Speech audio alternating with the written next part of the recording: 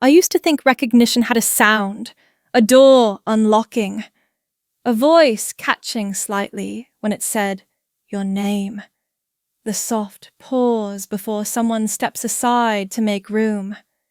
The scanner didn't pause for me. It blinked red once then again, each time a little faster like it wanted to be sure.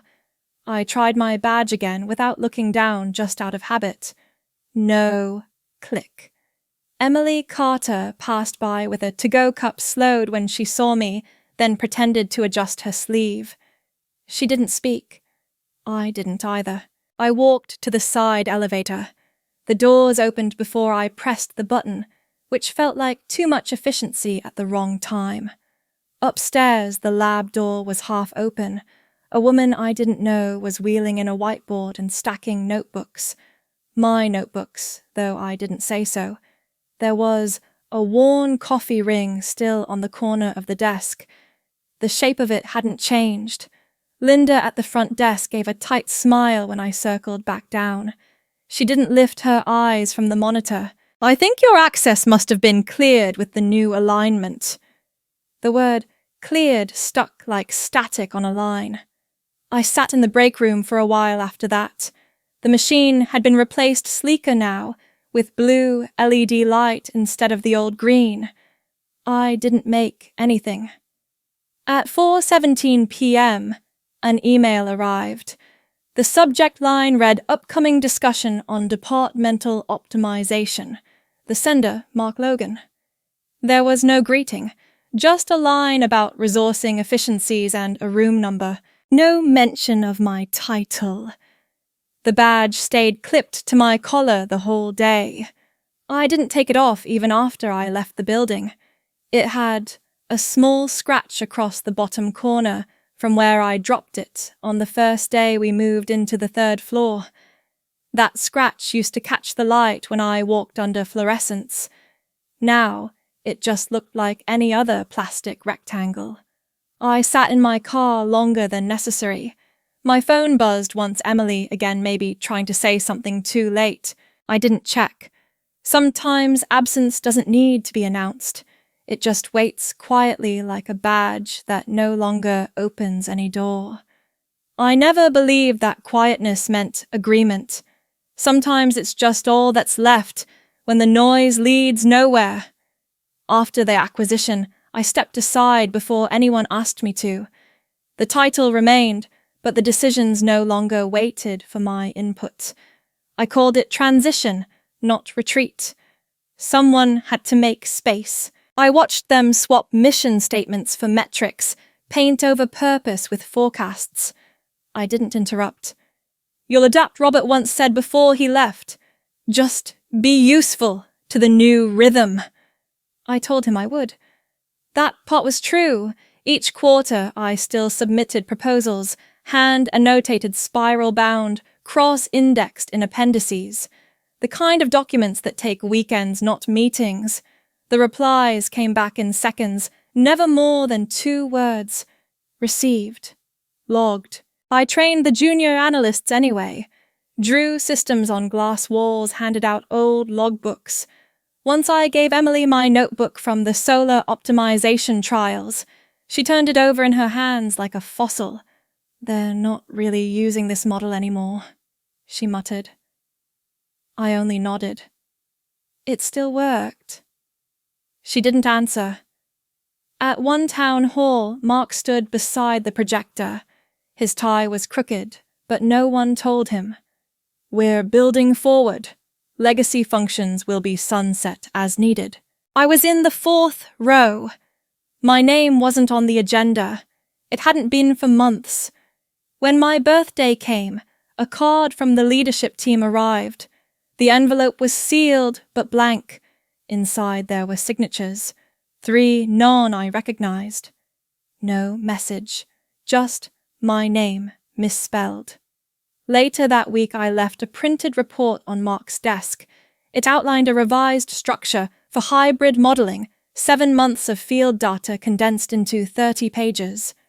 I placed it beside his coffee mug. The ring from the mug had stained the wood slightly in the shape of a question mark. 7 days later, It hadn't moved. Not even shifted to the side. One morning in a meeting I wasn't invited to, but attended anyway, I heard a phrase I hadn't expected. "She's still here." Mark, not whispering. I thought we'd repurposed that head count. Nobody corrected him. I didn't leave the room. I didn't speak. I just folded the edge of my notepad twice until it held. Some erasures don't come with ink. They begin with silence and end with someone pretending you were never there. There's a moment in certain photographs when the light catches just wrong and a face disappears into brightness. Mine always seemed to land there. I sat alone in what used to be my office. The paint had dulled around the framed prints that had been removed, leaving pale outlines where the past had clung too long. I hadn't taken down the old group photo pinned behind the door. Most of them were gone now. Some by choice, some by budget. In the photo, Robert stood dead center, one hand on my shoulder. I remembered that day someone had spilled coffee on the lens cap, and we'd used a hairdryer to clear the fog.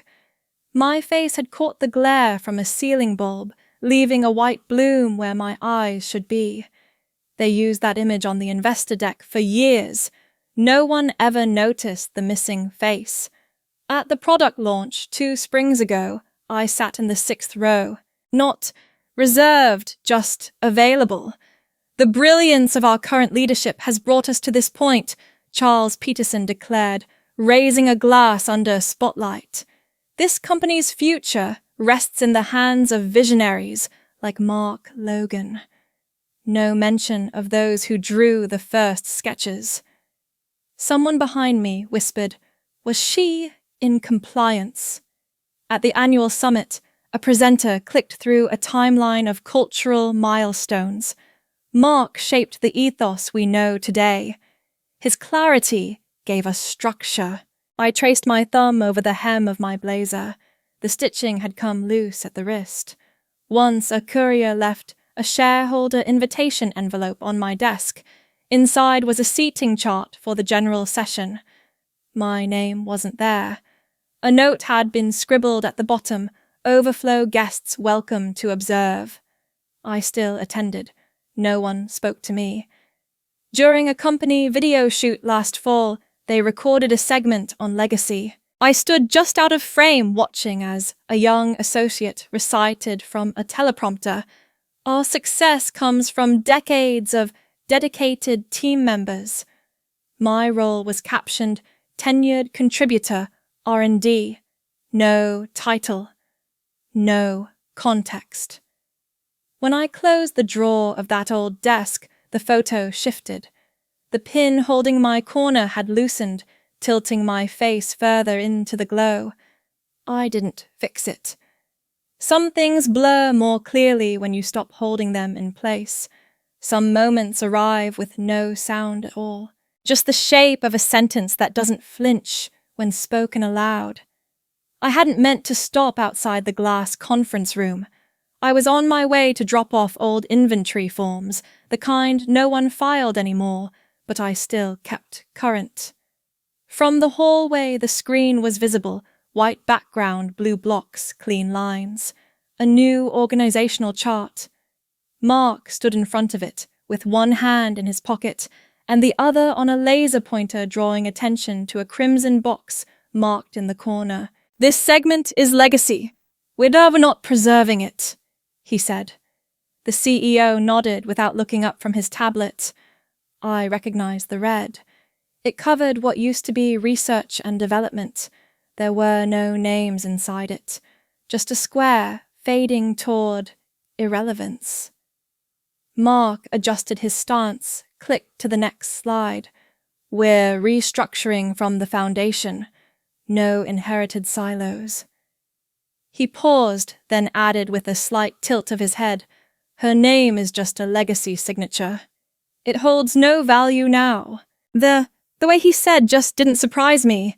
The ease in his mouth felt practiced. Nobody corrected him.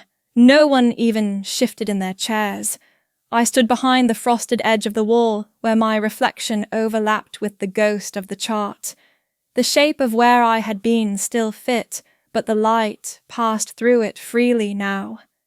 Back in my office, what was left of it, I unlocked the drawer beneath the cabinet with a key I hadn't used in 6 years. The hinges caught slightly. Inside was a single black folder wrapped in linen tape. I untied it without hesitation. The paper was heavier than I remembered. The ink hadn't faded. Halfway down the final page, my name curled in blue, written on a day when we believed permanence was still something that could be signed into law. I read the clause slowly. In the event of involuntary severance without cause, the licensor retains the right to withdraw all intellectual property assigned by name with 30 days written notice. It had been my idea. A fail-safe no one argued. They signed it to make me feel safe. They never thought it would matter. The clause number was printed in italics, section B. I traced it with my finger once, then let my hand rest. Some foundations aren't built for comfort. They're written to be remembered when silence becomes too precise. There's a weight to silence when you choose it, instead of letting it happen to you. The conference room they'd reserved was on the top floor, the kind with neutral carpet, and a view meant to distract from small humiliations. Mark sat at the end of a long table, hands folded like he'd been practicing the shape of diplomacy. His chair was slightly elevated. A copy of the new structure lay between us, laminated, color-coded, annotated with footnotes that didn't need reading. My name had been crossed through in grey. Not deleted, just dimmed. He didn't lift his eyes as he started. We've created something that honors your contributions.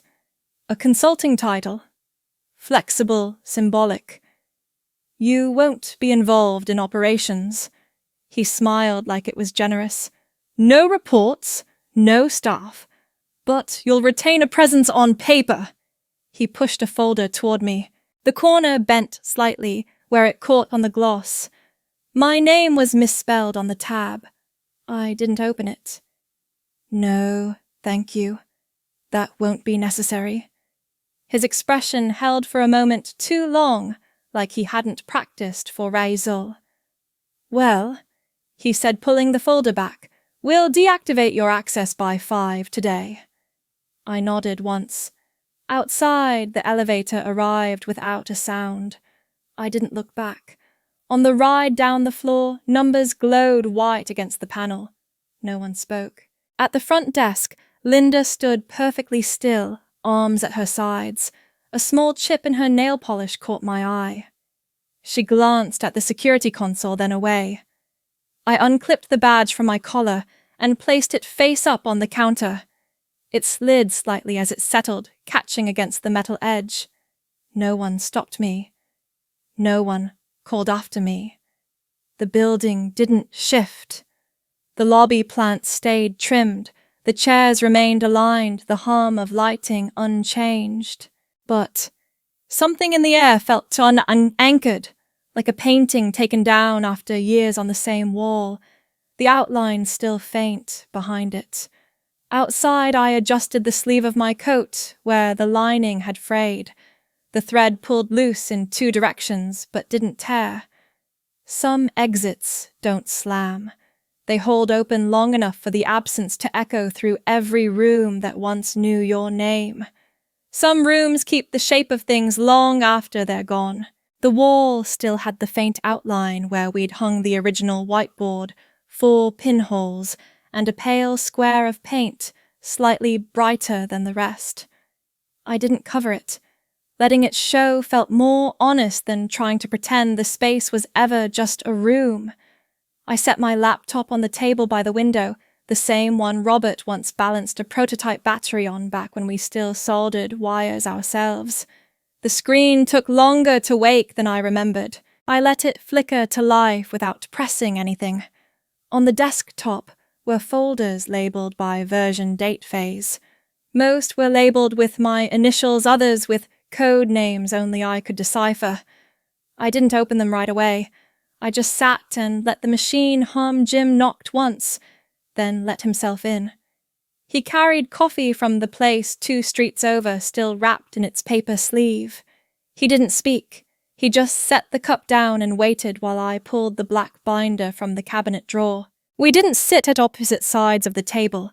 We sat shoulder to shoulder, like we had in the garage when we drafted the original clause.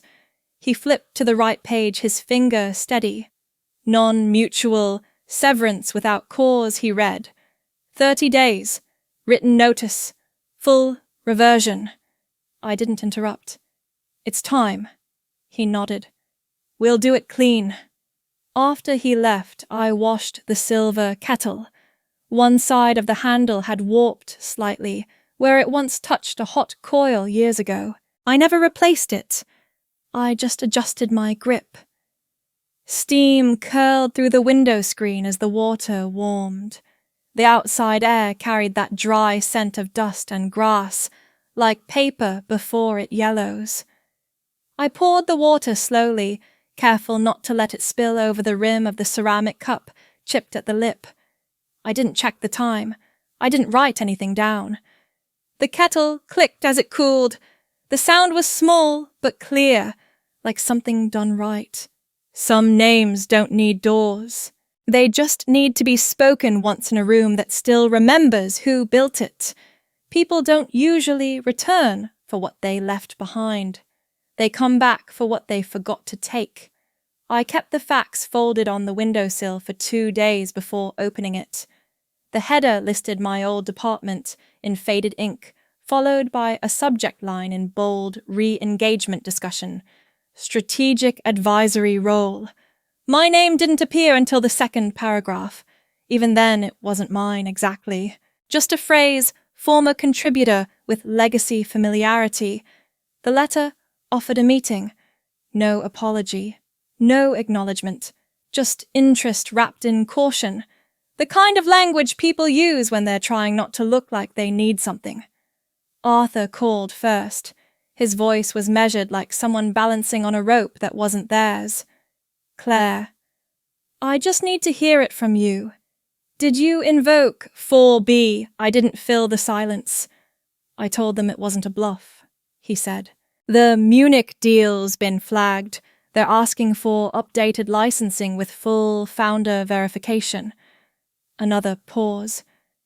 They're holding 50 million until we fix this. I heard the edge of his sleeve brush the phone as he shifted. They need your signature, Claire, not your memory. Mark apparently had blamed legal for not scrubbing the founding clause. There'd been a meeting. Someone had raised a question about chain of ownership. No one had an answer ready. That alone had stalled everything. Then came the call from an unknown number. I let it ring twice before lifting the receiver. Claire, Charles Peterson, I hope you've had time to consider options. We'd like to revisit your role, maybe as a senior advisor. Symbolic, of course, but with visibility. He spoke like he was reading off a checklist someone else had written. We're willing to be flexible. No need to revisit the past, just forward momentum. The static on the line almost swallowed the last word. I didn't respond. I let the silence return to its full shape. After the call ended, I unfolded the fax again. The paper had creased along the word contributor, as if the page itself resisted holding it. I left it on the table beside the kettle. The breeze lifted the corner slightly before pressing it flat again. They hadn't come back for me. They'd come back for what they thought I might still hand over. Some names don't fade. They're just ignored until they become necessary again. I never realized how much space silence could leave behind until I stopped trying to fill it. I started waking before the alarm, not from urgency, just stillness that arrived early and stayed. I steeped tea slowly, the steam curling around the spout of the old silver kettle. The handle no longer needed adjusting. My hand had learned the right angle. The rosemary by the window had grown sideways, leaning toward whatever the light it could catch.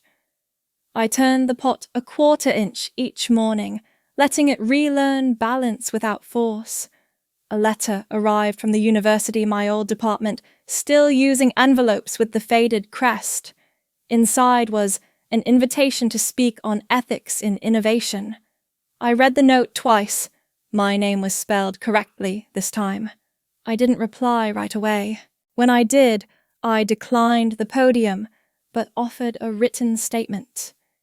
It wasn't long, just a reflection on what gets lost when efficiency outruns purpose.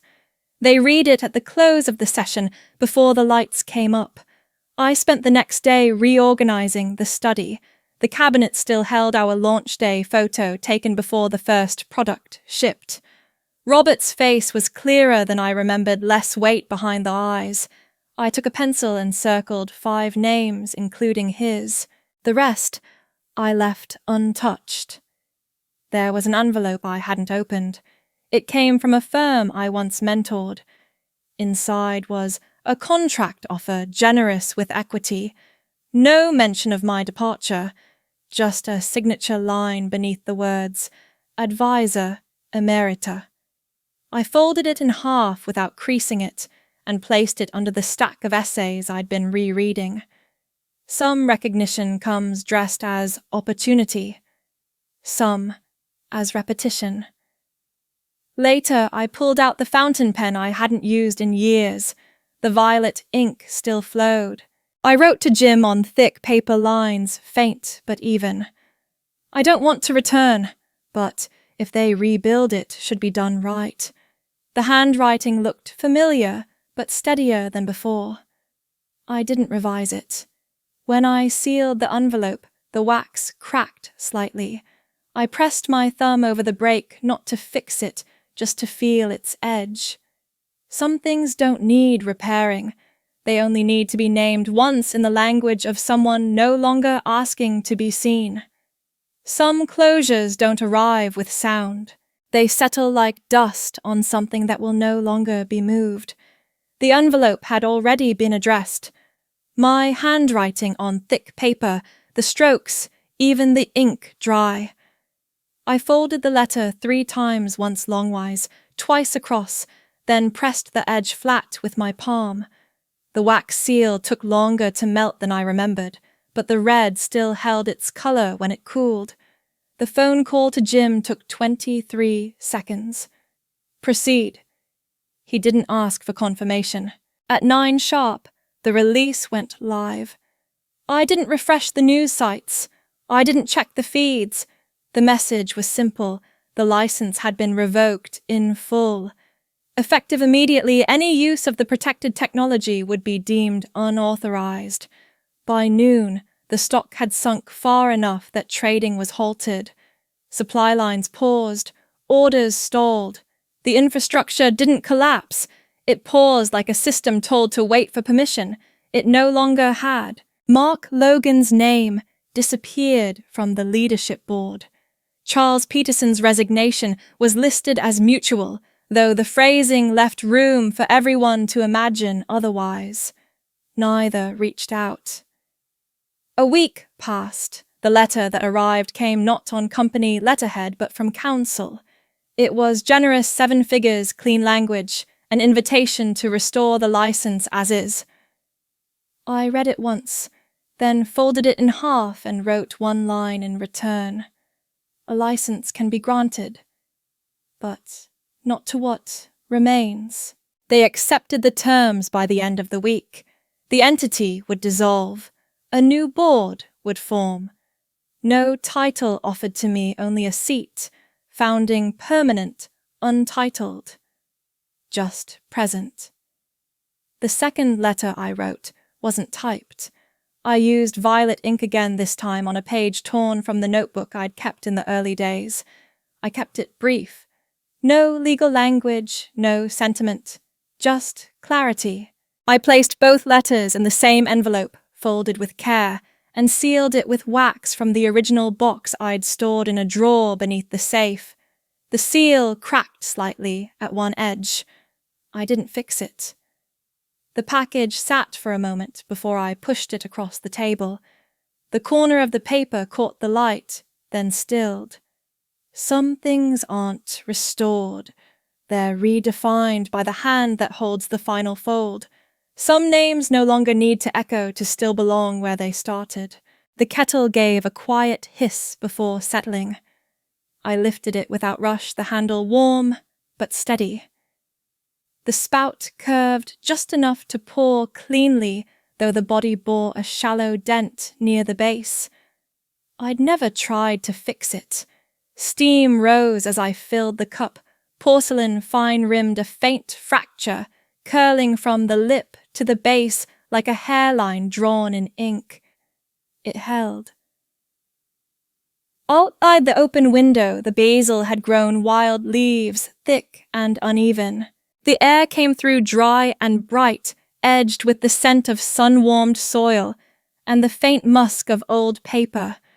The table was scattered with unopened envelopes. Some bore embossed crests, others hand-typed labels. I didn't reach for any of them. There was time. The cloth-wrapped folder rested beneath my palm. No lock, no cabinet, just a drawer that slid easily and closed without sound. The papers inside had already been marked final. I hadn't reread them. Across the room the frame leaned slightly left. I'd replaced the cracked glass last month. The photograph inside hadn't changed, but the names beneath it had been added in my own hand. Faint pencil marks, deliberate and light. One line beneath each. Still part of this. I placed the cup down gently. The tea had cooled just enough to drink without flinching. I opened the notebook to the last blank page. The cover had softened with years of folding. The binding held. I didn't draft. I didn't rephrase. I wrote in one line, "You don't have to be seen to remain real." The ink dried in seconds. The page didn't bleed. No alerts chimed. No calls came through.